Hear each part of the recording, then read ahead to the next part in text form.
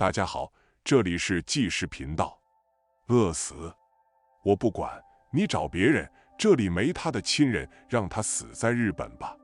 接到日本打来的跨洋报丧电话，王父嗤笑一声，觉得这一定又是女儿王若雪要钱的鬼把戏。饿死？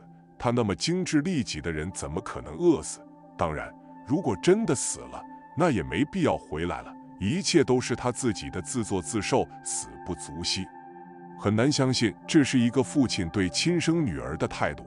看着这样的言论，绝大多数人可能会觉得是这个严父在口是心非，但是目光转到一旁母亲的脸上，同出一辙的冷漠让人心惊。从小，王若雪就被家里人称为神童，16岁考上了吉林大学，本科毕业后又考上了武汉大学的研究生，毕业时年仅23岁，比其他人整整早了数年。这样小的年纪，再加上其优秀的履历，所有人都想当然地认为他会有个光明的前途，包括他的父母。可事实却总是出乎意料的难以让人如意。爸妈，我想去日本看看。王家的经济条件不错，父母也很支持王若雪对世界探索的欲望，却唯独没办法理解他对日本的情有独钟。爸，我就去看看，我去看看，我实在太喜欢。闭嘴！王家父亲的爷爷就是死在那场战役中，这样的国恨家仇让他没办法接受母亲对那个国家的向往。爸，现在都这个年代了，你就别再抱着以前的事情不放，我就去看看。王家父亲固执，王家母亲却更考虑女儿的想法，安抚了半天，最终王父无奈同意。可没成想，女儿这一去就彻底疯魔了。日本太好了，妈，我想过去定居，你不要和爸说。此时已经毕业的王若雪已经成了一名翻译，并正在进行一个传记类的翻译工作。她想出国，想也知道父母不会答应。她开始频繁接各种兼职，并且自学理财来攒钱、攒资金。同事看她如此拼命，也劝说过她不要累坏了身体。王若雪却置若罔闻，依旧我行我素。人赚钱的能力毕竟有限，就算他再怎么努力，也不可能在短短1年里赚到足够他出国的钱财。但王若雪偏偏做到了。坐在前往日本的飞机上，她满脸兴奋。王若雪的先斩后奏彻底惹怒了父母，两边几乎断绝关系。王若雪对日本的向往几乎病态，但同时她也足够无情。面对父母的愤怒，她没有任何感触。母亲哭求着让她回来，王若雪挂断电话就开始享受美食，笑着发朋友圈。你吃饭怎么办？这边我应该挺好找工作的吧，我学历又不差。确实，以王若雪的能力，即便没那么精通日语，要想找个足以谋生的兼职并不困难。然而，就在王若雪外出的第3年，日本房东在公寓里发现了她的遗体，死亡原因匪夷所思，饿死。多么小众的字眼，几乎没人能想到，在现如今这个社会，竟然还会有人会因为吃不饱饿死。但这样的悲剧却偏偏出现在了年仅37岁的王若雪身上。当然，这一切并非突如其来，而是早在半年前就有了预兆。1年前的8月份，王若雪被人发现晕倒在语言学校的走廊上，喝了点糖水就回了住处。当时所有人都觉得她只是低血糖。在王若雪的社交平台上，众人经常会看见其祈求捐款的文字，以及她那只拿着各种救济食物、瘦弱不堪的手。坚持不饿死，这是曾经她回复网友的文字。可明显这个女孩没能履行诺言。在她6月发出的照片上，骨瘦如柴的脖颈触目惊心。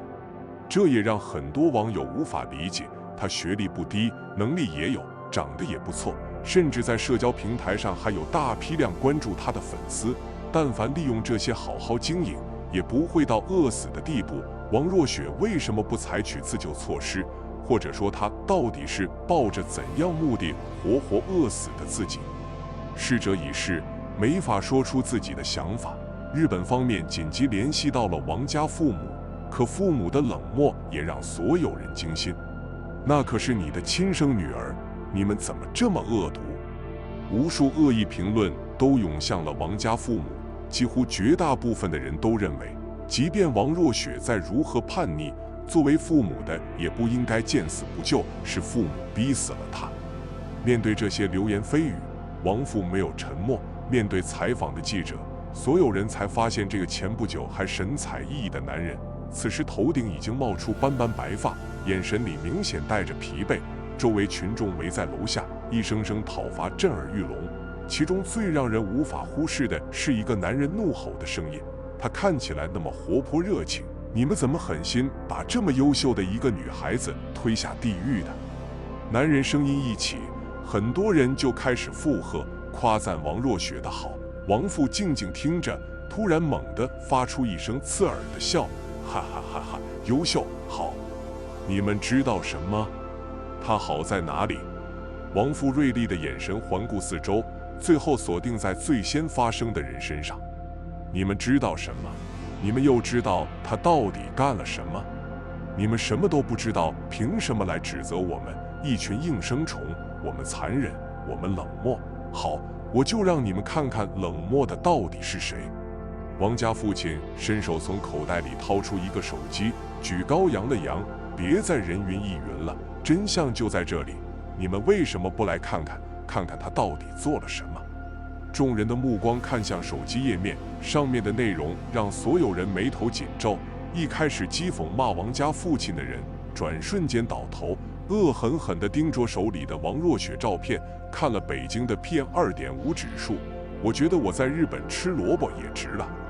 安倍首相逝世1年了，7月7日卢沟桥事变他不记得，偏偏在这天发纪念安倍晋三的话语，这不只是家仇了，这已经上升到国恨。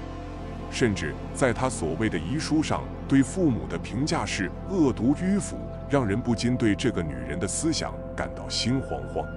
王家父母一开始也难以想象女儿会变成这个样子。一开始他说想要去日本的时候，家里父母也劝说过，可是却没有任何办法。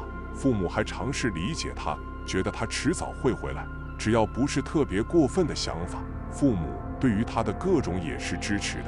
可是却没有发现，女儿去到日本之后会做出那些过分的时候。对于女儿喜欢日本这件事，父母也不愿意多说。可是没想到，女儿去到日本之后，却经常拿日本和国内相比较，说那里什么都好，虽然日子过得紧巴巴，可是却依旧不愿回来，还总是贬低国家。可是父母有些无法忍受的。而且女儿似乎沉迷于漫画中，所作所为也都是完全按照漫画中的做法。她根本不是没钱，可是却依然不爱吃东西，饿得骨瘦如柴。一开始父母也想着送一些家里的特产给她，可是王若雪自己不肯要，还说了很多垃圾食品之类的话。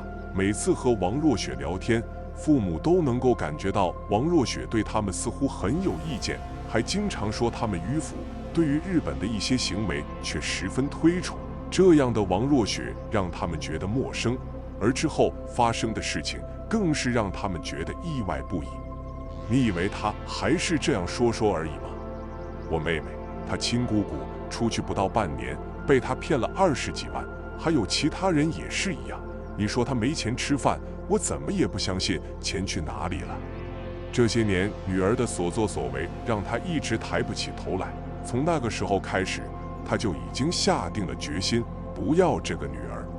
王家父母得知女儿在读了那么多书之后，竟然还学会了骗钱，对于此时他们一开始还不肯相信。可是当妹妹说明了之后，王若雪也很快承认了这件事，并且还觉得自己一点错误都没有，只是有些缺钱。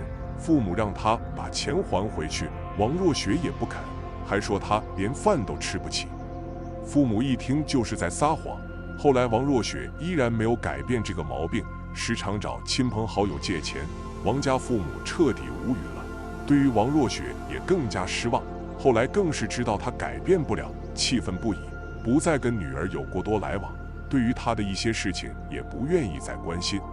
王若雪自己发的动态确实看着可怜，因为过度的节食让她没有办法正常生活，几乎是走几步就要摔一跤。但是让人费解的是，他拿着手上最后一笔钱财，不是为了饱肚子，竟然买了一本漫画书。他最想吃的东西就是汉堡包，动态上面的双层汉堡引人注目。他像是陷入了魔怔一样，一方面在网上发表所谓自己清醒的认知，一边在现实生活中折磨自己，博取同情。从3年前开始，他就反复在自己的圈子里面强调自己可能会饿死这个说法。但是他从没有想过要回国。其实很明显，只要他回国，日子不会过得很好，但是至少不会真的饿死。人情关怀在我们这个社会是完完全全存在的，哪怕没钱走进个早餐店，至少也能喝点免费的汤。有人猜测他是厌食，但是更多的人却结合到了日本的现状，提出了孤独死的情况，认为王若雪的死因应当源自于心理因素，而非现实因素。的确，从王若雪的一些情况来看，这确实是有可能的。最终，王家父亲向使馆签订了放弃认领尸体的授权书，这也意味着远在异国他乡的王若雪会被当成无主尸体，任由当地人员进行处理，无人祭拜，更无人知晓她的归处。但这一切又能怪谁？都是他自己的咎由自取，怪不得别人。得知了真相之后，所有人对此都唏嘘不已，也知道这一切并不是父母的问题，是王若雪自作自受。